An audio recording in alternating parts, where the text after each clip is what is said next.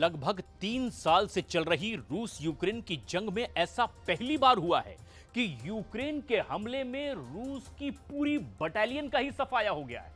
राष्ट्रपति ज़ेलेंस्की का तो दावा है कि अब यूक्रेन ने रूस को हराना शुरू भी कर दिया है, लेकिन जमीन पर युद्ध की तस्वीर तो कुछ अलग ही नजर आ रही है।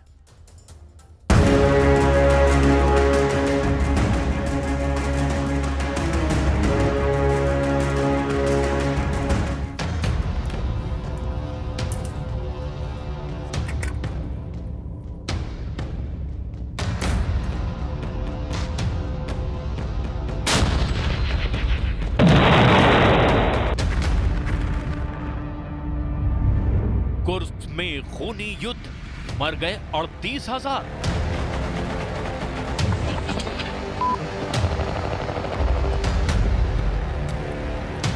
लगता है रूस के पश्चिमी इलाके कुर्स्क में अब ऐसी खूनी जंग शुरू हो गई है जिसका अंदाजा राष्ट्रपति पुतिन को भी नहीं था। 34 महीने से ज्यादा की जंग में ऐसा पहली बार हुआ है कि रूसी सेना को यूक्रेनी सेना ने जबरदस्त नुकसान पहुंचाया है।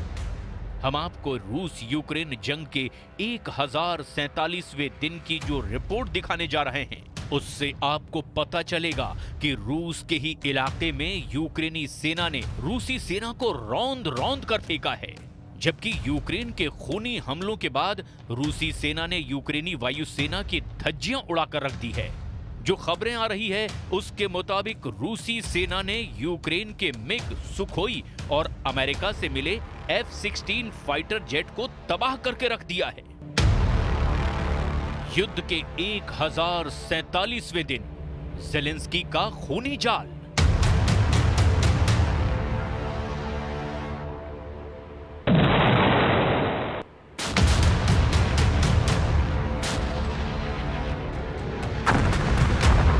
पिछले साल 6 अगस्त 2024 को यूक्रेनी सेना ने पश्चिमी रूस के कुर्स्क इलाके पर भीषण हमला किया था, जिसके बाद यूक्रेनी सेना ने रूस के कुर्स्क इलाके में 1300 वर्ग किलोमीटर इलाके पर कब्जा कर लिया था। लेकिन रूस ने सितंबर 2024 से ऐसा पलटवार किया कि यूक्रेनी सेना के चीथड़े उड़ने लगे। हालात ये हो गए कि नवंबर 2024 तक रूसी सेना ने उत्तर कोरिया के सैनिकों के साथ मिलकर के यूक्रेनी सेना से कुर्स्क का 40% इलाका दोबारा छीन लिया। यूक्रेनी सेना उस वक्त लगभग 180 मोर्चों से भाग खड़ी हुई।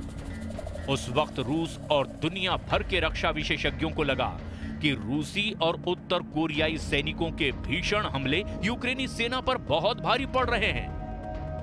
लेकिन दिसंबर 2024 के आखिरी दिनों से लेकर 5 जनवरी 2025 तक यूक्रेनी सेना ने ऐसा खूनी पलटवार किया कि रूसी और उत्तर कोरियाई सैनिकों की धज्जियां उड़ गई हैं। इस एनिमेशन के जरिए समझिए कैसे कुर्स्क में ज़ेलेंस्की के खूनी जाल में पुतिन की सेना बुरी तरह से मारी जा रही है। यूक्रेनी सेना के दावों के मुताबिक पश्चिमी रूस के कुर्स्क इलाके के मकनोवका गांव में यूक्रेनी सेना ने रूस और उत्तर कोरिया के सैनिकों की बटालियन पर बहुत बड़ा हमला किया। दावा किया जा रहा है कि यूक्रेनी सेना ने चारों तरफ से रूसी सेना पर हमले किए, जिसमें रूस और उत्तर कोरियाई सैनिक बुरी तरह से मारे गए। यूक्रेनी सेना का हमला इतना बड़ा और तेज था कि रूसी बटालियन को बचने का कोई मौका तक नहीं मिला और महज 48 घंटे की जंग में ही ये पूरी रूसी बटालियन का सफाया हो गया। हालांकि रूस ने अभी तक यूक्रेनी सेना के दावों पर प्रतिक्रिया नहीं दी है, लेकिन इतना तो तय है कि यूक्रेनी सेना ने एक बार फिर से कुर्स्क इलाके में रूस की सेना को बुरी तरह से रौंद डाला है। कुर्स्क में हुई खूनी जंग से जुड़ी और डिटेल सामने आई है, जिन्हें जानकर आप हैरत में पड़ जाएंगे। यूक्रेनी राष्ट्रपति व्लादिमीर ज़ेलेंस्की ने दावा किया है कि पश्चिम रूस के कुर्स्क में रूसी सेना को भारी नुकसान हुआ है। ज़ेलेंस्की ने दावा करते हुए कहा कि रूसी सेना ने इस हफ्ते कुर्स्क क्षेत्र में लड़ाई के दौरान पैदल सेना की एक पूरी बटालियन ही खो दी है। ज़ेलेंस्की ने यहां तक दावा किया कि बटालियन में उत्तर कोरियाई सैनिक और रूसी पैराट्रूपर्स दोनों शामिल थे जो कुर्स्क की जंग में मारे गए हैं। यूक्रेनी सेना के मुताबिक 2 दिनों में ही दक्षिणी कुर्स्क क्षेत्र के एक गांव के आसपास लड़ाई चल रही है। खबरों के मुताबिक यूक्रेन ने बर्डिन गांव के पास 2 टैंकों, एक माइन क्लियरिंग वाहन और पैराट्रूप्स के साथ 12 बख्तरबंद लड़ाकू विमानों के साथ साथ हमला किया, जिससे रूसी सेना को भारी नुकसान हुआ है। एक अनुमान के मुताबिक कुर्स्क जंग में रूस और उत्तर कोरिया के 1000 सैनिक मारे गए हैं। ज़ेलेंस्की का दावा है कि लड़ाई यूक्रेन के कब्जे वाली सीमावर्ती शहर सुत्जा के दक्षिण पूर्व में एक गांव मखनोका के आसपास केंद्रित है। यूक्रेन के जनरल स्टाफ ने 5 जनवरी को दावा किया कि कुर्स्क क्षेत्र में 42 मोर्चे पर खूनी जंग शुरू हुई थी, जिनमें से अब भी 12 मोर्चों पर रूस और यूक्रेनी सेना के बीच आर पार की जंग चल रही है। ज़ेलेंस्की ने 23 दिसंबर को कहा था कि कुर्स्क में उत्तर कोरिया के 3000 सैनिक मारे जा चुके हैं। Головком доповів також по ситуації в Курській області, зокрема, в боях сьогодні та вчора в районі тільки одного села Махновка на Курщині російська армія втратила до батальйону піхоти північно-корейських солдатів і російських десантників. І це відчутно.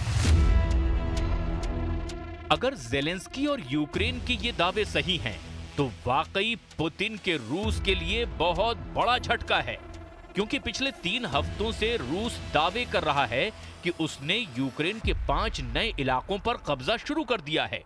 हालांकि यूक्रेन के ठीक उलट रूस ने भी जंग पर बहुत बड़ा दावा कर दिया है। पिछले 1 हफ्ते से रूसी लड़ाकू विमान और लड़ाकू हेलीकॉप्टर्स ने यूक्रेनी वायुसेना पर भीषण हमले किए हैं। यहां तक कि यूक्रेन को अमेरिका से मिले F-16 लड़ाकू विमानों को रूसी हवाई हमलों में तबाह कर दिया गया है। जरा देखिए, रूसी रक्षा अधिकारियों ने दावा किया है कि उनके बलों ने यूक्रेनी MiG-29 को मार गिराया है, जो यूक्रेनी एयरफोर्स के लिए एक बड़ा झटका है, क्योंकि यूक्रेनी सेना कुर्स्क क्षेत्र जहां पर आगे बढ़ रही है, वहीं पर रूसी लड़ाकू जहाज, मिसाइलें और ड्रोन यूक्रेनी सेना को तबाह करने में लगे हुए हैं।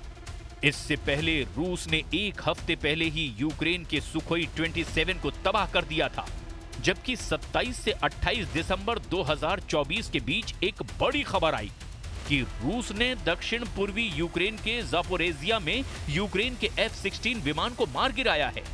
रूस ने दावा किया था कि उसके मिसाइल हमले में यूक्रेन का F-16 जेट तबाह हुआ था।